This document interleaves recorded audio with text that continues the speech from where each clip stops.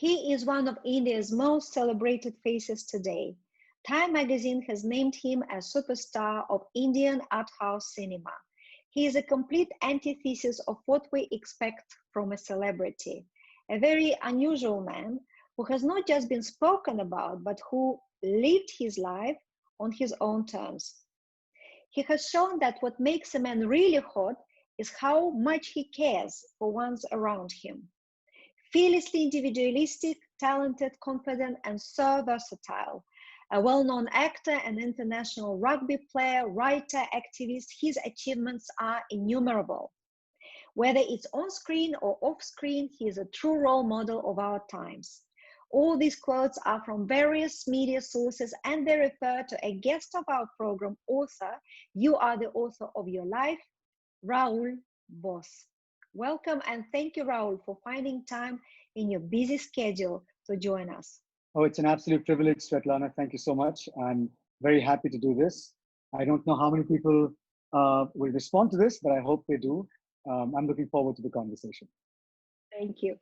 Rahul, you are a role model for the youth of India. In 2009, you were voted the Indian Youth Icon of the Year for Social Justice.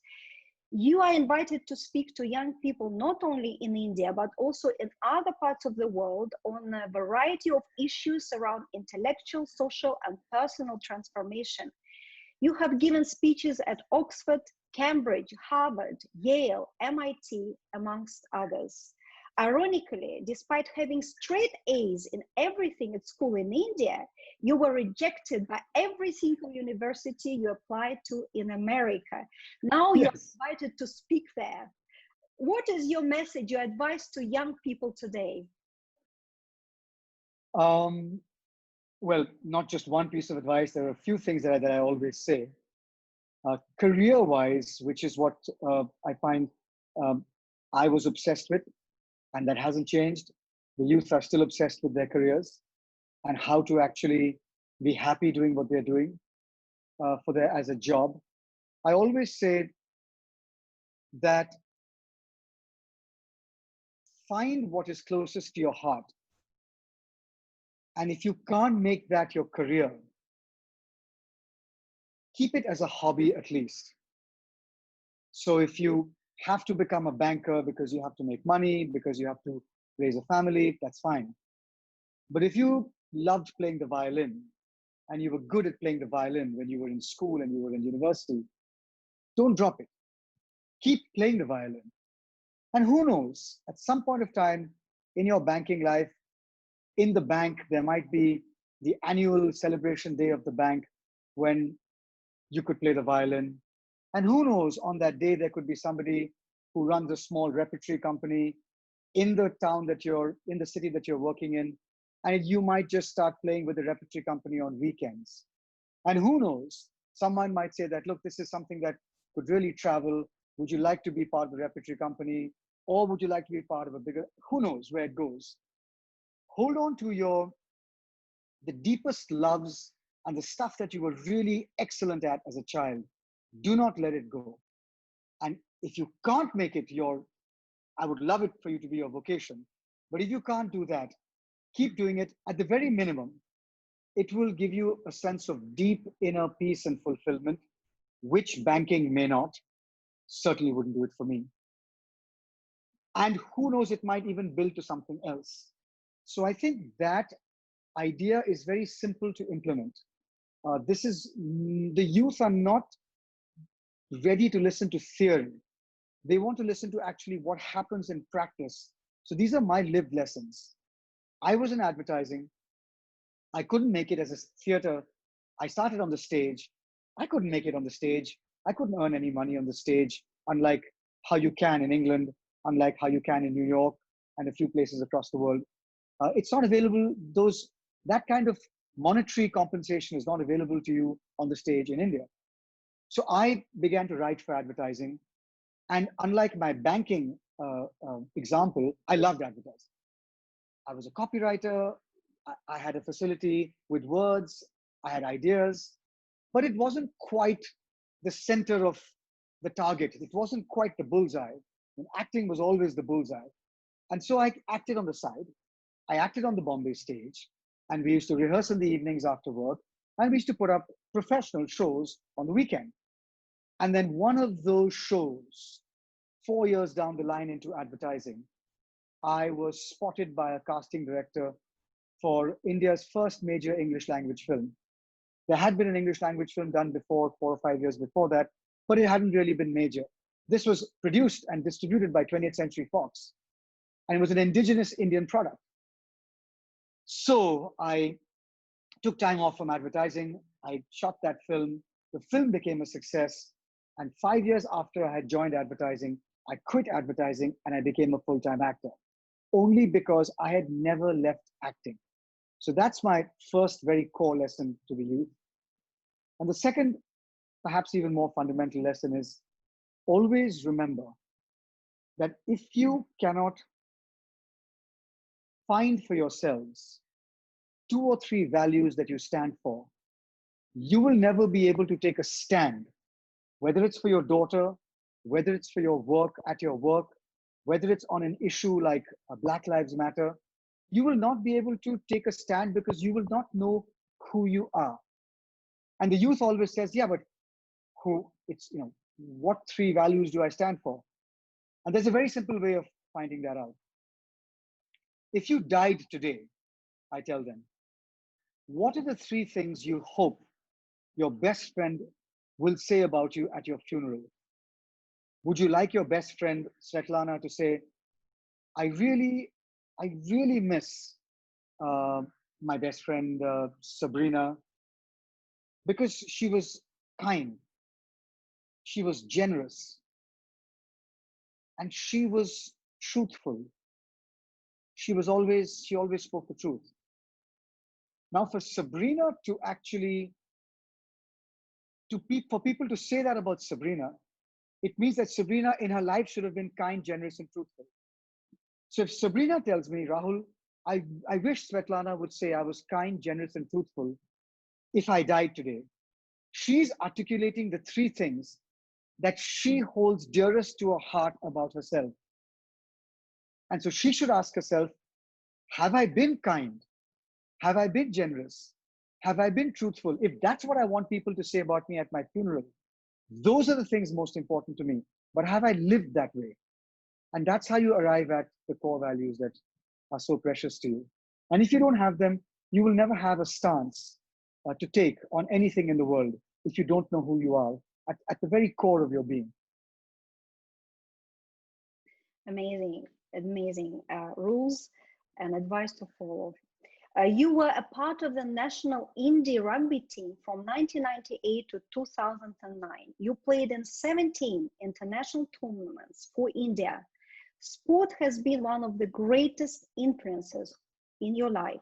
Today, you are promoting the idea of sports as empowerment.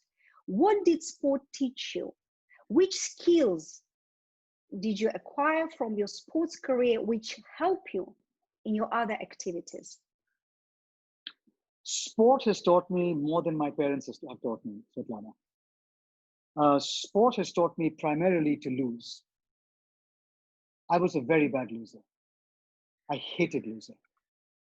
Sport taught me that to take a loss, to introspect as to what you did wrong, what you could have done better, to swallow that bitter pill of defeat and come back the next day, having washed your soul of all that bitterness, and come back with the same idealism, optimism, hope, and recommitment to excellence the next day.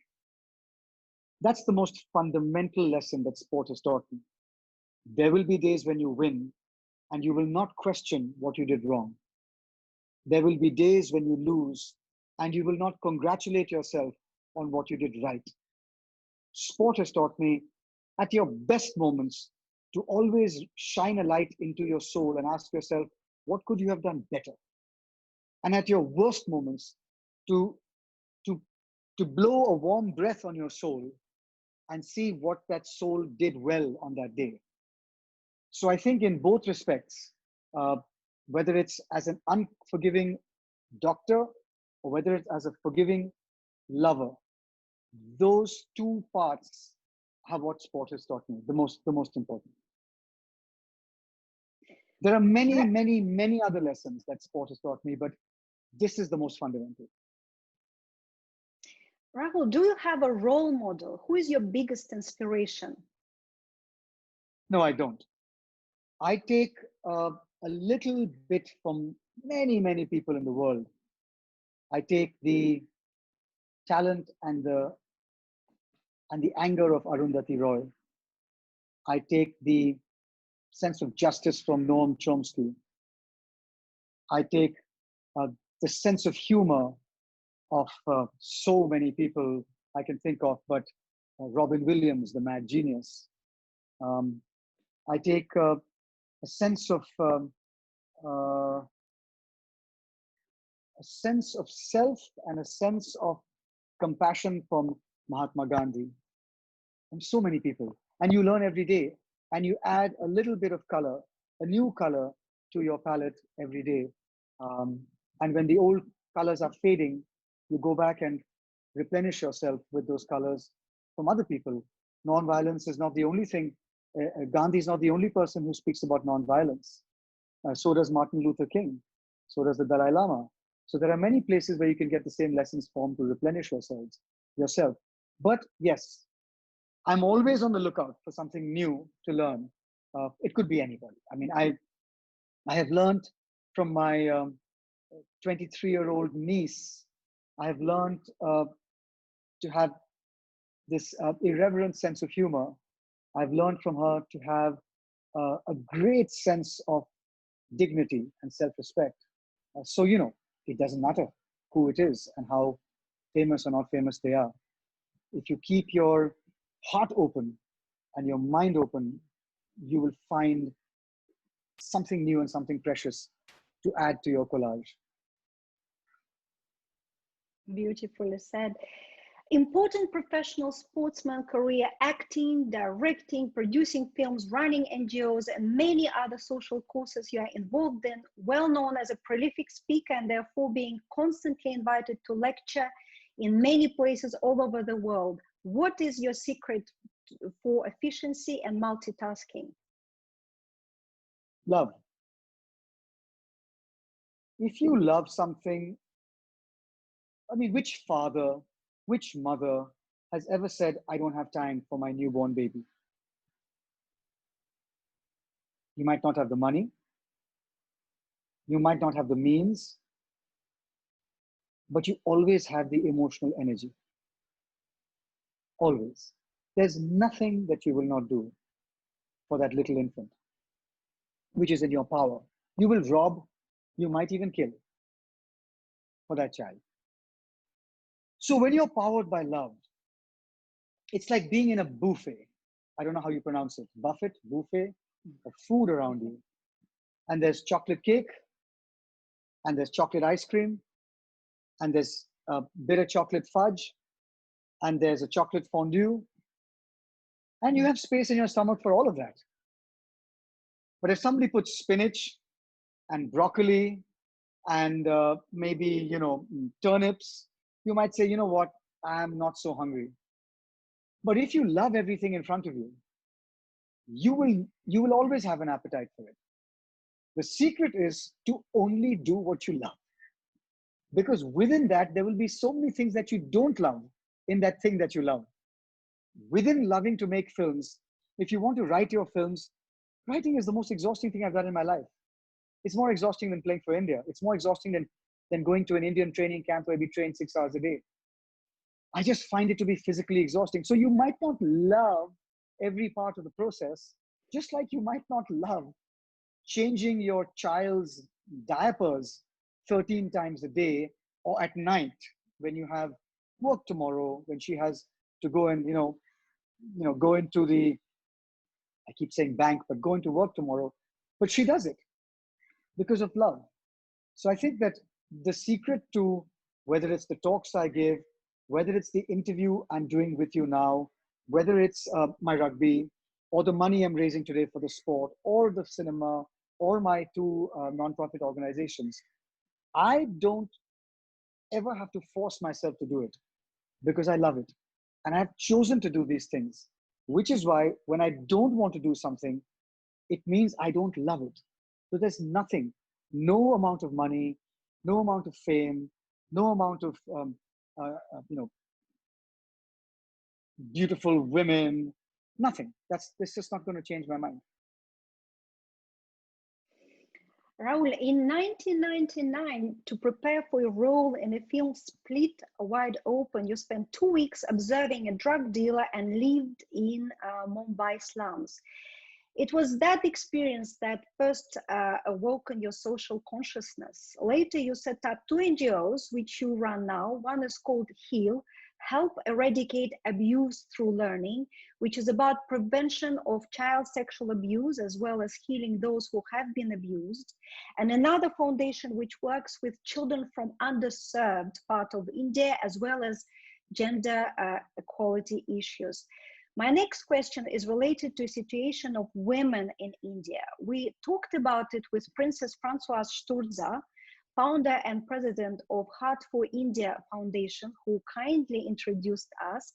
Princess Yes. Sturza says hello, and she has a question for you. After 20 years of her regular trips to India, having spent time living there, setting up and running her foundation, which provides education, nutrition, school uniforms for underprivileged children, Princess Sturza thinks that roots of problems lie mainly in strong cultural traditions and lack of education. I watched the speech you made just before a release of your film Poorna, where you acted as director, producer, and you played one of the leading roles in that film. The movie is based on a true story of a 13-year-old girl called Poorna from a tribal village in India who climbed the mountain Everest in May 2014. Poorna is the youngest girl in the world who has ever done it. In your own words, she did it just because she was desperate to escape misogyny, patriarchy, and oppression she experienced while living in her village. It was her only way out. And even after that, after this incredible achievement, it was not enough for her parents to see her in a different light, that she is a woman first and a daughter next. So the question Princess Sturza is asking, how do you see the evolution of women in Indian society and what can be done? How can the situation be improved? Well, we'll have to talk for many, many hours for the full answer, but I'll try and put it into a nutshell. First of all, Poorna, I must correct you, wasn't, whoever's quoted me, if that's a quote, is incorrect. I've never said she was desperate to leave. She didn't know better. Being a girl in India, in many parts of the country, is still sadly to be neglected compared to being a boy. Being poor in India, in almost all parts of this country, is definitely, I won't say a curse, but many, many steps back. You don't get the same opportunities. Being uneducated is another big drawback, and Poorna was definitely very uneducated. And being undernourished, just not being fed enough, is another big setback. So she had all 4 of those boxes were like crossed out. And she found, and she says this to me, she said, as I began to discover my potential as a mountaineer, I wanted to prove that girls can do anything. In Hindi, the phrase is, ladkiyan kuch bhi kar sakti hain. Girls can do anything. She said, that is what I wanted to prove. So when she made that phone call just off the summit of Everest on satellite phone to Dr. R.S. Praveen Kumar, her mentor, who was waiting anxiously by the phone in Hyderabad, down in the hot plains of India, she said, sir, I have done what was expected of me. And when the BBC, who got there first and asked her, why did you do this? Her answer was, because I wanted to prove that girls could do anything. But getting back to the crux of your question, your main question isn't this. The crux of your question, the answer is,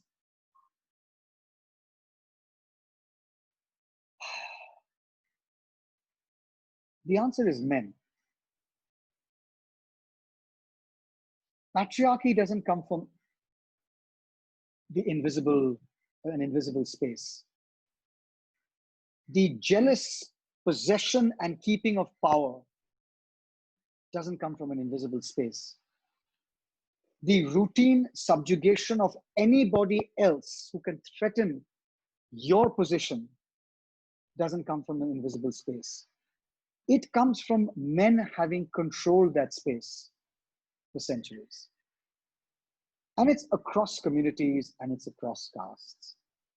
It is across regions. It's across the world, Svetlana. We know this. We just have to look anywhere. It's a question of degree, or it's a question of in which form does it come. But it definitely does come. So unless you have men who stop believing in the importance of power, who don't lay anything in store by power, what does it mean? If I give my power to you, what does power mean? At its very fundamental, power means the ability to make other people do what you want them to do, whether they like it or not. That's the fundamental meaning of power. As a nation, as a race, as a people, as a gender, as a community, if I exercise power over you, you don't have the choice. I make the choices for you as I deem fit. Why would anyone want to do that to another person?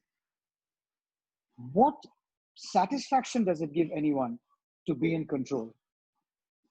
I have never understood this. Despite captaining rugby team and leading NGOs and leading films, the notion of that kind of exercise, of holding on to that kind of power is unfathomable. And so you need to have men, because we still live in a heavily patriarchal society in many, if not most parts of this country and the world, for men to be taught better, for men to be taught deeper. It's not something that women need to wrest from men. It's not a fight. Women are not asking for power. Women are asking for a power-free world, a world where power dynamics do not reign, a world where merit, emotional intelligence, I'm not trying to belittle women and say this is all they think about. This is what I think about too.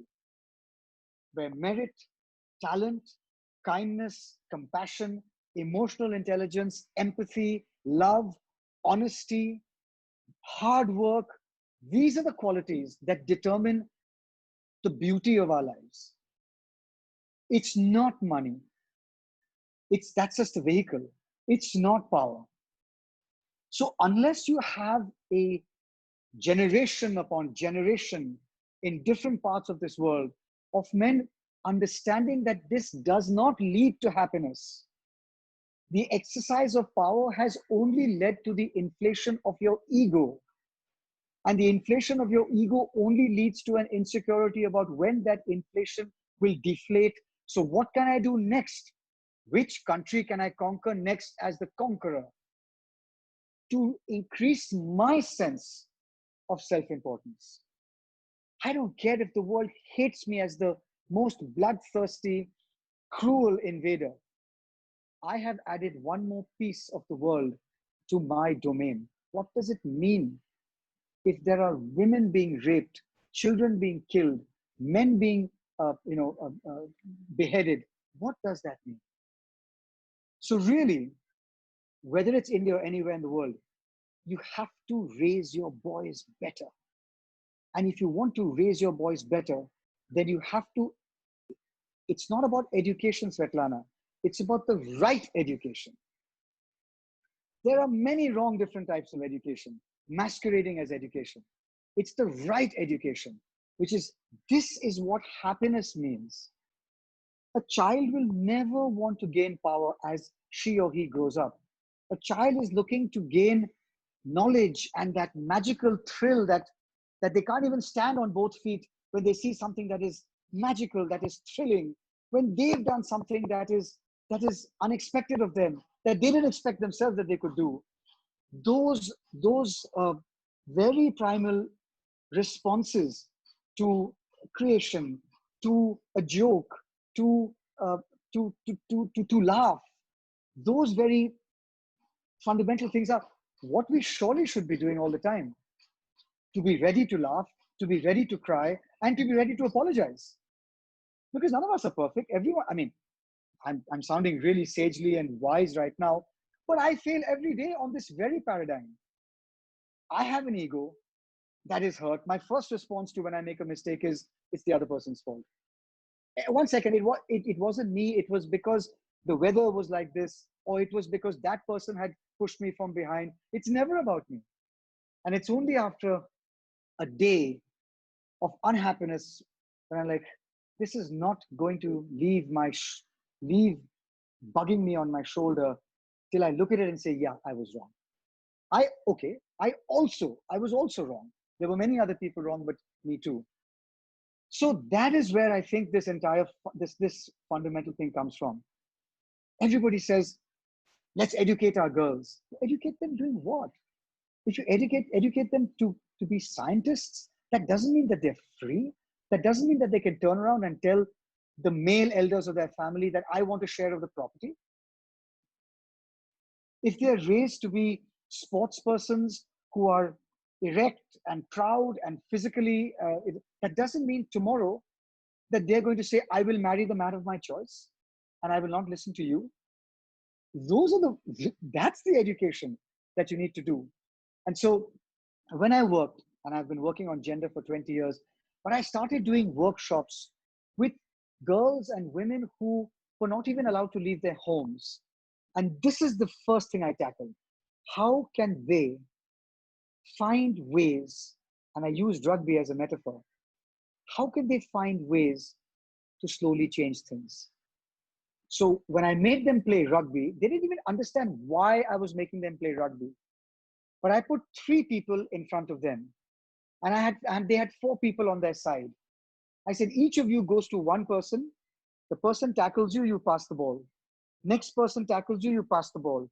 Third person tackles you, and you have an extra person to take the ball and run. So first, numbers.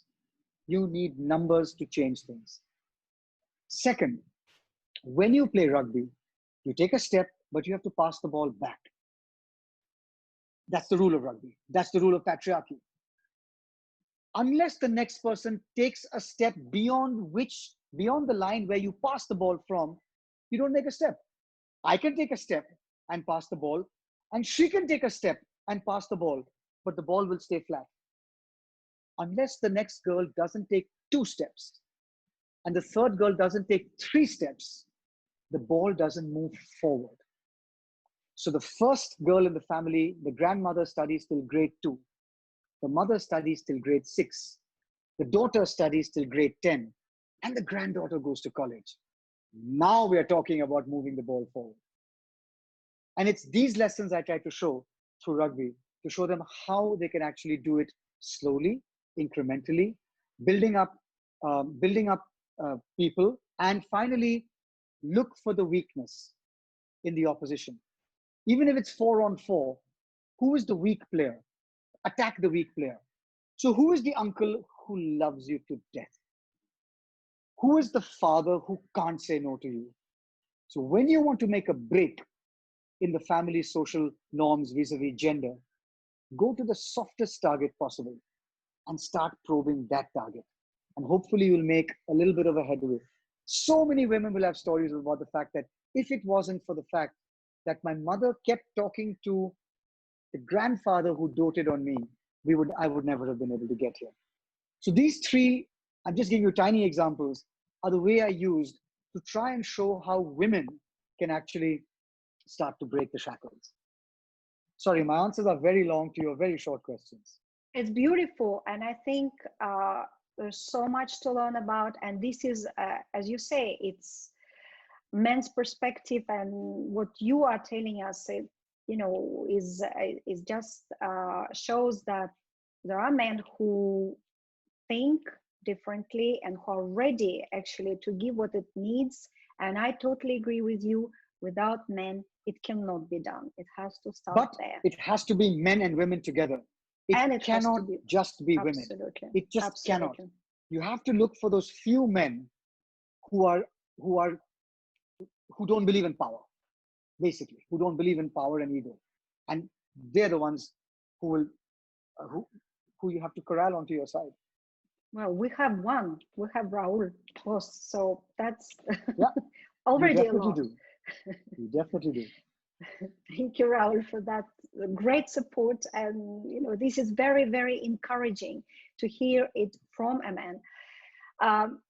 Let's talk a little bit about cinema. And when we think of Bollywood cinema, we imagine a filmmaking tradition which is entirely melodramatic, unrealistic, filled with song and dance. There are many misconceptions about this complex world of filmmaking. In a way, your career specifically and films you have acted in, as well as directed and produced, help to understand that there is much more to this world than the limited perception we have. Many of films you worked on could be characterized as art house cinema. You have acted in how many? Close to 35 films in 5 languages? 39. Some films focus on important social issues, including communal tension, Mr. and Mrs. Iyer, violence towards women, 15 Park Avenue, sex work in Bombay, Shamili, sexual abuse, Everybody Says I'm Fine. The latest film, Bulbbul, which has been just released on Netflix, and we will talk about it a bit later, is another important socially charged film. How did Indian cinema evolve since you joined it close to 30 years ago, and why cinema as a form of art is so important in India? Indian cinema was always evolved. It's just that those films might not have been seen anywhere else in the world. First, we have to understand that Bollywood is a term used for a kind of cinema made in Hindi, one of the major languages of the country. But there are over 20 languages, main languages in which cinema is made in this country. There's Telugu, there's Tamil, there's Malayalam, there's Bengali, there's Punjabi, there's Manipuri, and each of them is civilizationally a country on its own. So we have to first realize that this is not one country just because the boundaries have been, it's many civilizations working together with many commonalities, but many differences. So within each of these language cinemas, there's a commercial component and there's an art house component. And so what is known as Bollywood is but a fraction of the entire pie of Indian cinema. It's a fraction, believe me. It happens to take up 95% of all the attention devoted to India when it comes to cinema, but it is a fraction of the cinema in this country. So I grew up watching all or some of the other fractions. In my opinion, the greatest filmmaker this country has ever produced didn't ever make any films in Hindi except one, called Shatranj Ke Khiladi. And this filmmaker was a man called Satyajit Ray, or as the Bengalis would say, Satyajit Ray. And Satyajit Ray made all his films in Bengal, and all of them in Bengali. And hardly anybody outside of Bengal in India saw his films. But his very first film won at Cannes. His second film won at Venice, I think. His third at Berlin. I mean, Golden Bear, Golden Lion, Palme d'Or. I mean, it was just, I think it was a certain regard that he got for Pothe Panchali. And then, so he was feted all over the world. Now, if you look at the arc of even Bollywood or Hindi cinema, the art house and the commercial strains of cinema in Hindi have existed pretty much since the 40s, the 30s and 40s. For a long time, Indian cinema was enjoyable, entertaining, with a message. And the bifurcation, I think, really began to happen in the 50s and 60s, when there was out and out singing, dancing, James Bond, whatever it is kind of cinema. And then there was very serious cinema with socially relevant themes. And that bifurcation has continued. So the 70s saw some of the greatest Indian commercial films led by one of our greatest actors, Amitabh Bachchan. And yet it also saw a fantastic movement of art house cinema in the 70s. Oh, led by Shyam Benegal. Satyajit Ray was still making films in the 70s. Adul Gopalakrishnan, Arvindam. There were so many filmmakers who were making art films outside of Hindi and outside Hindi. The 80s continued in a similar fashion. When I started in 1993, I shot. In 1995, my first film was released.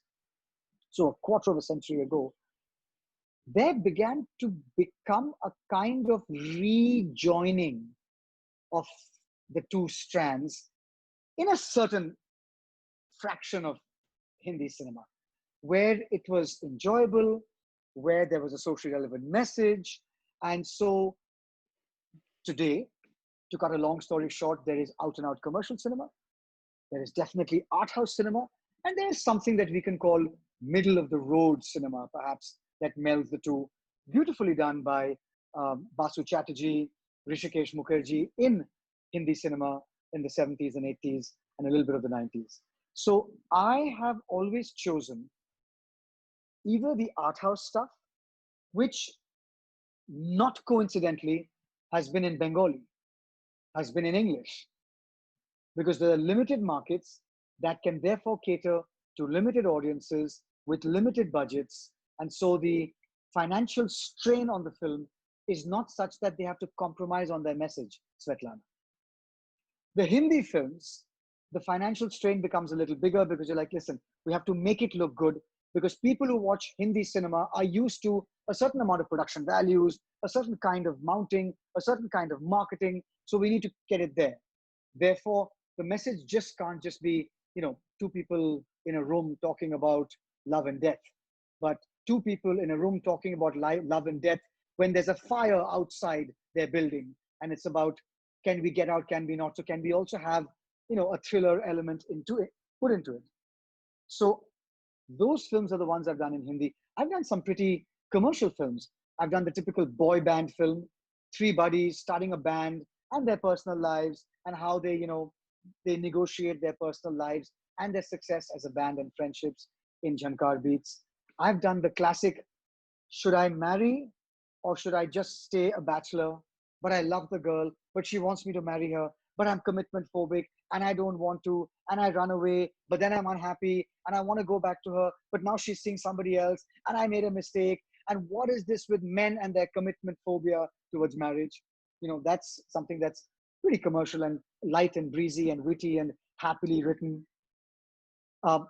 Even Chameli, the film I did with Kareena Kapoor, a very famous superstar in India, playing a prostitute, even that was mounted in a way that had lots of messages, but it also had a gloss. It had songs. She sings in the film, but nobody sings in real life. So there is a hyper reality to that, which is because it's a Hindi film. So yes, but my English cinema has been mostly art house, and there's nobody singing and dancing and uncompromising, and it doesn't have to be not entertaining. It can be wonderfully engaging, but it's not following a formula, as well as my Bengali film. And I would say, if you look at, and we will come to Bulbbul today, if you look at Bulbbul, then you can say that because it's a Hindi film, but it's on an OTT platform, which means you don't have to rely on the box office. You can cast Rahul BOSE, who otherwise would not justify his commercial worth, wouldn't justify him being cast in a Bulbbul if Bulbbul had to be mounted as a cinema film on the big screen with the marketing budgets that come with it. I would not have been cast in that role. And so maybe she would not even have cast all the newcomers or the almost newcomers she did in the lead roles, because even those actors would not have justified the expense. She might have had to cast very talented, established young actors in Hindi film industry to do that. So my choices have definitely been, as you said, middle of the road or art house. But I have always loved it when a film also has a message. It doesn't necessarily have to have a message. I played the captain of the Indian cricket team in a children's film that every child who's had access to a television has watched at least 5 times.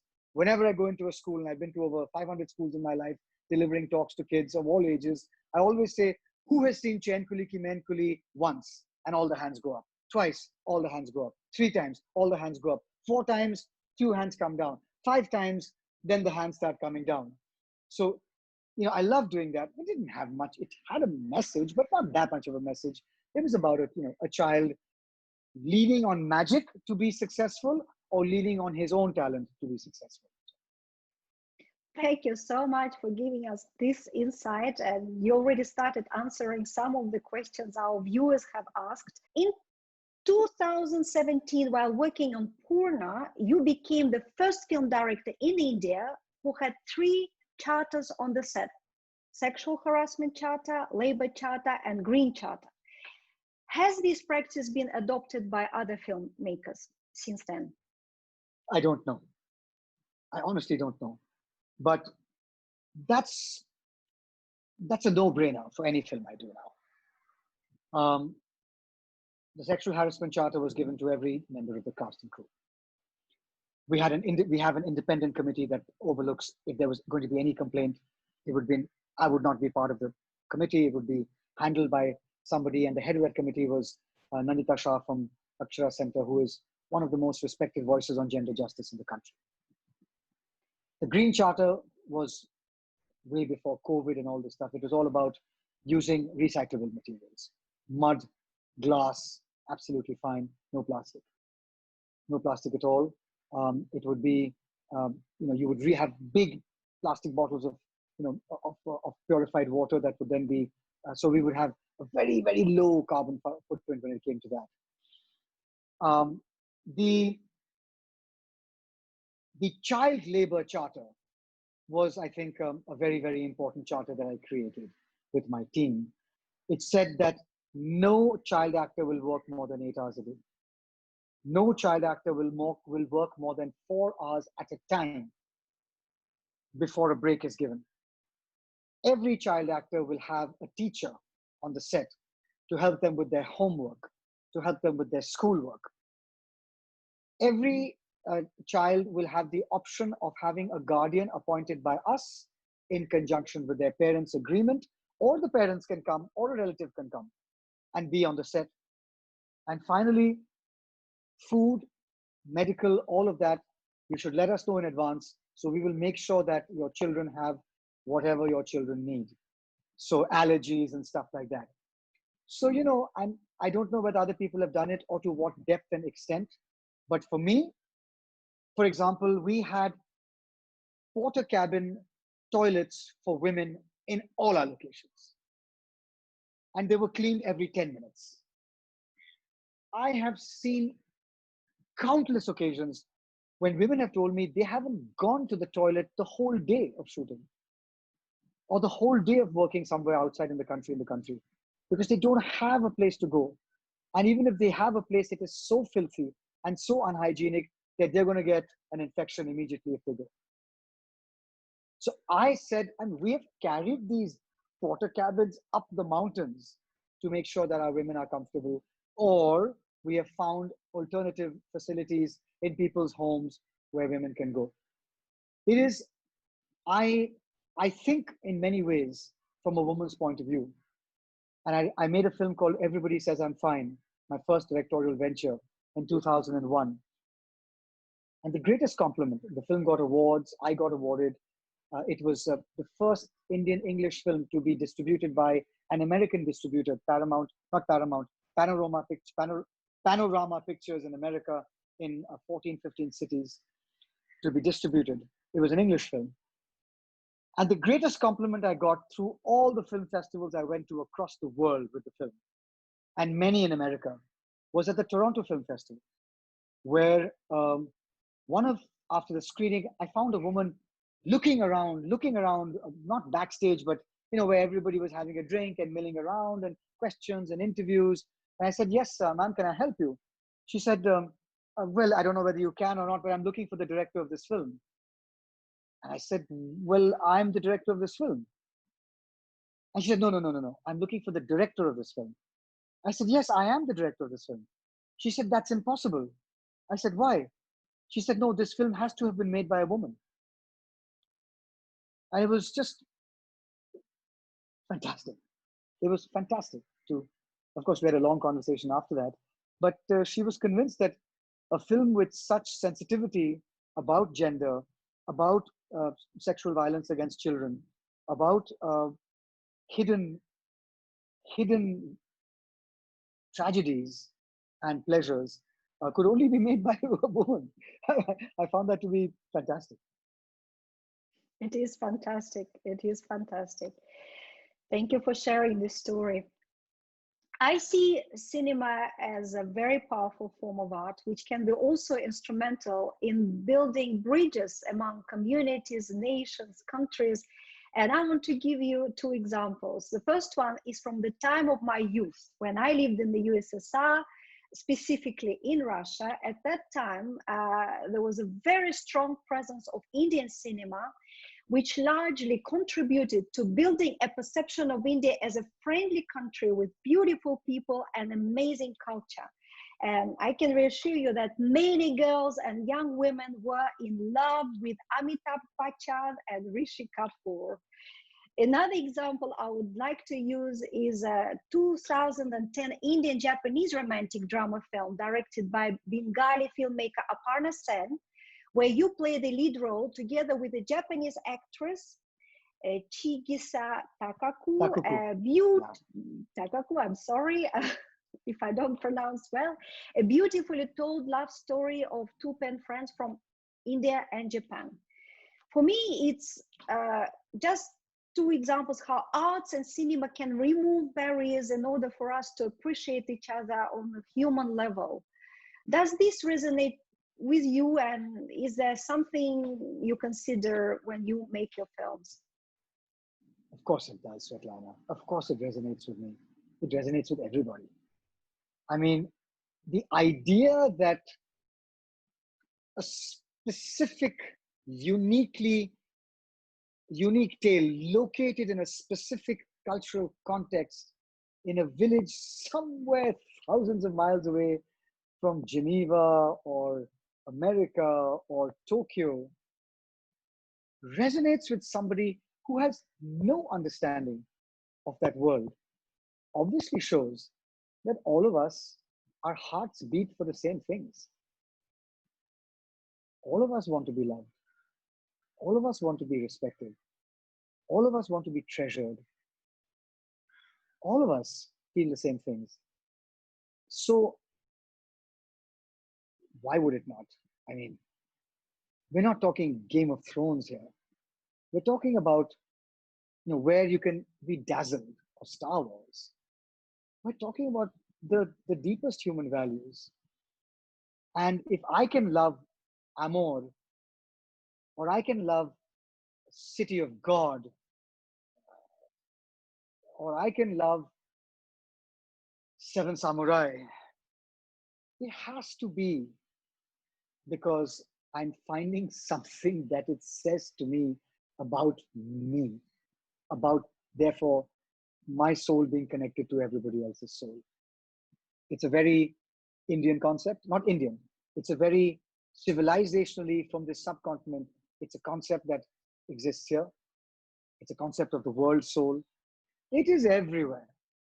And whether it's books, you read a book written by a Norwegian writer sitting somewhere in Oslo, writing something, and it resonates in the center of your heart. Or a painting, standing in front of Picasso's Guernica, and you're like, wow, what you take out of it may be very different from what Svetlana takes out. But it's still shaking the foundations of my heart for 5 minutes.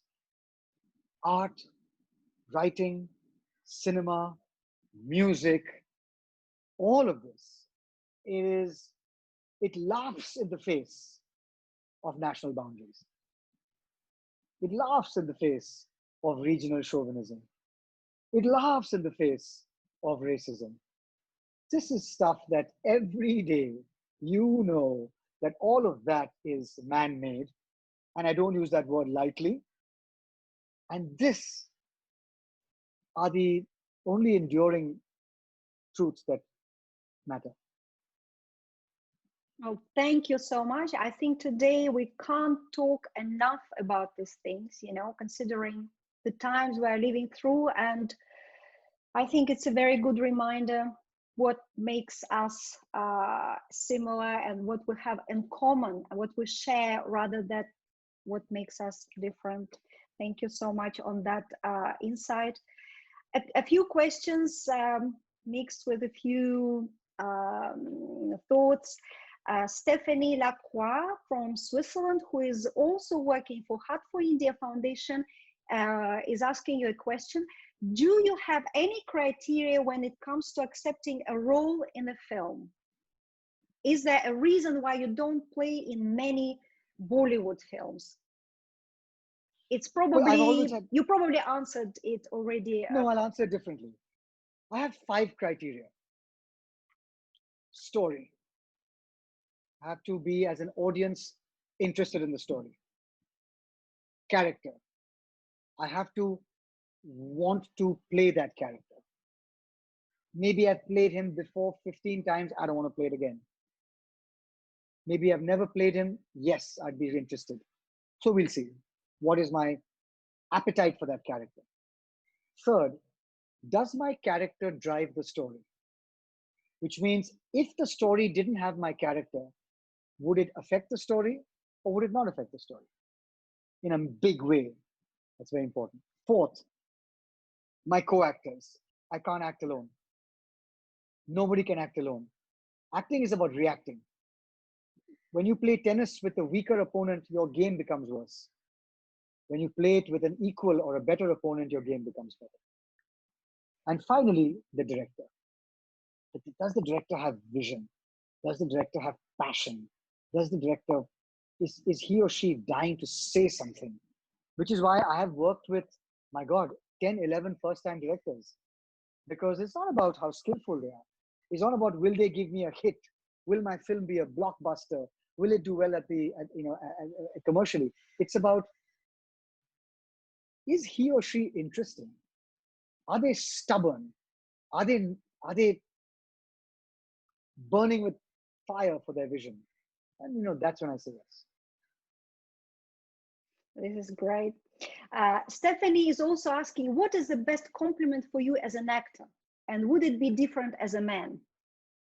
Yeah, of course. As an actor, the best compliment I've got a few times in my career is that I forgot it was you playing the role. I know you, Rahul, and despite knowing you, I forgot it was you playing the role. That's the biggest compliment any actor can get. Take it from me. The second, as a man,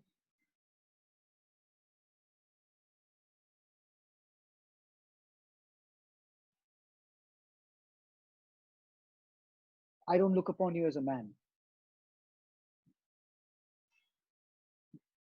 It doesn't matter. You're a human being. I don't think of you as a man when I talk to you. Yeah. Ashma Singh Jill from Switzerland has 2 questions for you. What does you, being Indian, bring to your stage personality? And your biggest learnings from your acting career? What does being Indian bring to my stage personality? I don't know. You cannot attribute love, sensitivity, kindness, warmth to a country. It exists everywhere.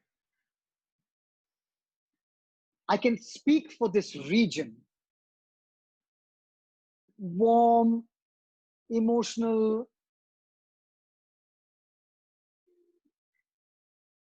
talkative, generous. These are dangerous generalizations to put, because I can show you many cold, silent, miserly with their feelings people from India.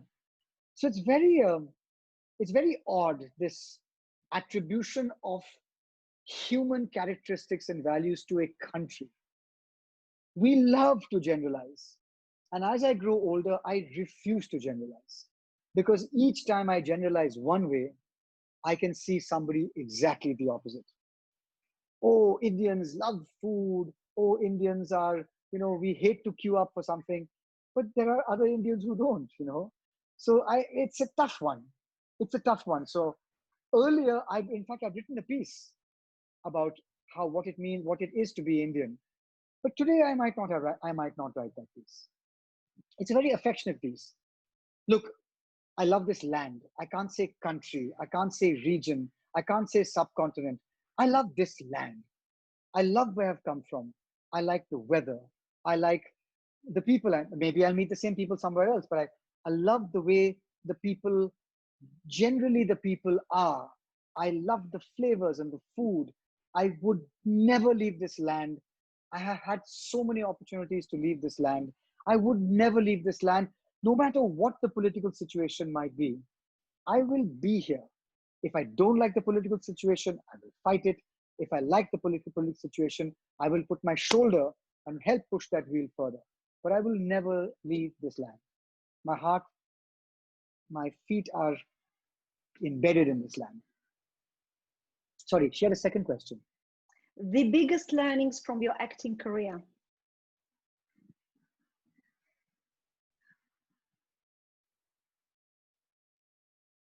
Never ever be satisfied until you're genuinely satisfied. Never ever accept a director's cut. Okay, let's move on, unless you are satisfied, because it will haunt you for the rest of your life. That mistake or that lack of getting to the best that you can do will haunt you for the rest of your life, because cinema doesn't die. It stays and stays and stays. And somebody 20 years later will say, that scene in that film, you were a bit false in it. And you'll say, yes, I was. And I wish I had not said, okay, let's move on. So I never say, let's move on. In fact, I'll do it 15 times more, but I'll always give the director options. I can't sleep at night. I can't wake up at night and say, I wish I had done that scene this way. Okay, maybe a new thought comes to your mind, that's fine. But if the same thought comes to your mind and you could have done it better, that's what cinema has taught me. Never compromise unless your heart says, ding, yes, it's done. Move on. Rahul, I wish the rule you've just described to us would apply to other professions, because I can think of many professions where I think this rule, if people applied it, we would live in much, much, much better world, and so many mistakes would have been avoided if that kind of responsible attitude towards your profession, towards your work, was applied more often.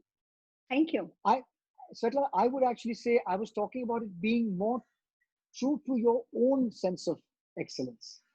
I understand. Don't let it, your sense of excellence, I might not be good enough for you. But if I've done the best that I could do, then I've done the best, then I can walk away. But if I haven't done the best that I could do, and you catch me at it, it's horrible. It's just horrible.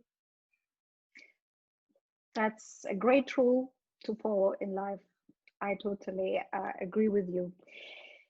Finally, let's talk about the recently released on Netflix supernatural drama Bulbbul, where you played one of the leading roles. The film was written and directed by a debutant film director, Anvita Dutt, produced by Anushka Sharma. I know that the film has been well received in India.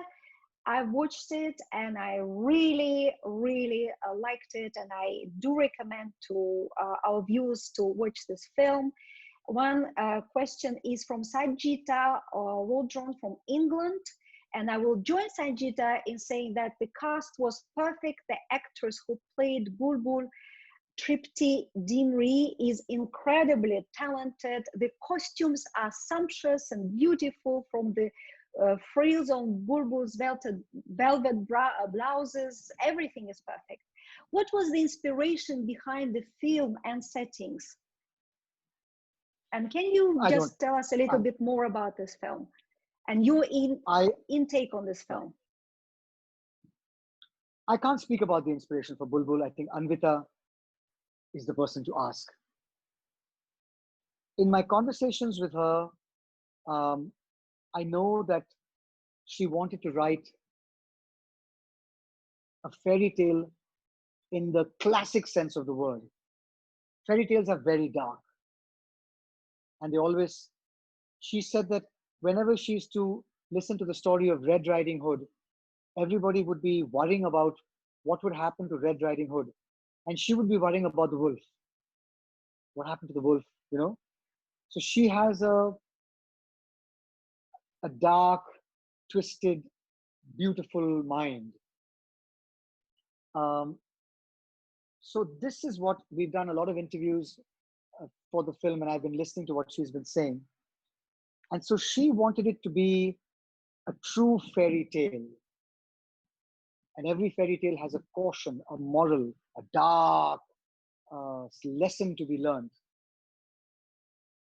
So I think that is what she was thinking of when she was writing Bulbbul. When she made it, she, again, I'm quoting her, told her director of photography, her production designer, and her costume designer that she wanted the frames to look like the frames of a very famous Indian artist from the old days called Raja Ravi Verma. She gave his paintings as a reference and Caravaggio as another reference for lighting. So Anvita also is one of the most refined aesthetes I know when it comes to music, when it comes to the way she cooks her food, to the clothes she wears, to the way she writes, the books she reads, the smells that she responds to. She's a really refined aesthete. And this film is a reflection of Anvita. Dark, twisted, fierce, emotional, suffused with feeling, beautiful, aesthetically so fine. You know, I think it's a very lovely new voice we have in Indian cinema. Absolutely. One of the reviews of the film described it as a powerfully feminist tale. Would you agree with that? Not entirely.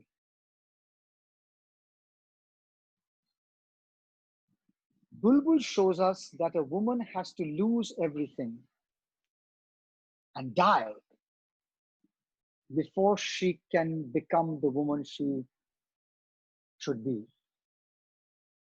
or before she can express her strength. And I think real feminism is when a woman doesn't have to die and emerge as a supernatural person. When a woman doesn't have to lose everything. We had a very famous film where a woman is gang raped and paraded naked through the streets. And then she becomes this fiery dacoit and then a politician. And I think real feminism is when a woman is Svetlana, successful, artistic, intelligent, and financially doing well, and still she can be as fierce as Bulbbul is in the second half of the film. I think that would be real feminism. We don't have to wait for tragedy to then rise like a phoenix from the ashes and then wreak your vengeance. So I would agree halfway. I wouldn't agree full way. So Anvita and I have had these talks. We've talked about this. And I said to her, girl doesn't have to die to then deal with the world on her terms. She said, look, I've written it as a fable, as a fairy tale. People may take this out of the film, but I can see a lot of feminists that could have the same comment to make. Yeah.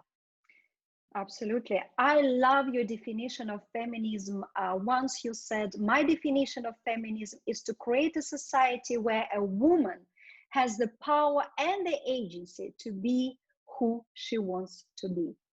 That's it.